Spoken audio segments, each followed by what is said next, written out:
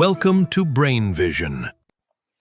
We already know that one slit has 25 times as many electrons arriving than the other slit. So we can illustrate that or express that with this equation. So we can label them as slits 1 and 2 if we like. So therefore slit 1 has 25 times as many electrons arriving at it as slit 2. So the next thing we want to do is realize that when you think about the number of electrons arriving, you're thinking about the square of a wave function for the electrons.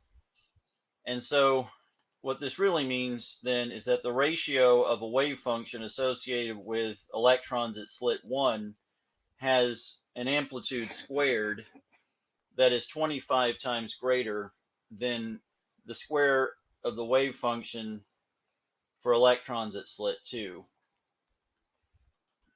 As a result, this implies that the wave function for the electrons at slit 1 is 5 times greater than the wave function for electrons at slit 2.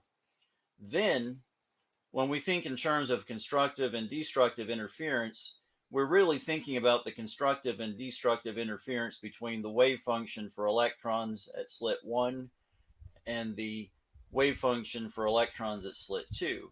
So when we want to get the probability that we're interested in, we have to think about the constructive and destructive interference in terms of these two wave functions.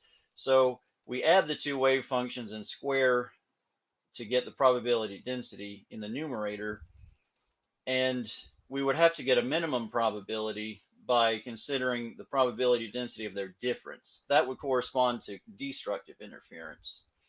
So if we take the ratio of P max to P min,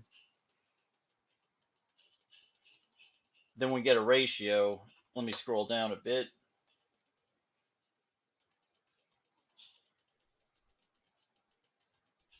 And we see that we can write it as follows. So if we substitute psi 1 in terms of psi 2, and we do this in both the numerator and denominator for the ratio of P max and P min, then we can eliminate psi 2 entirely, and we get a ratio of 6/4 squared.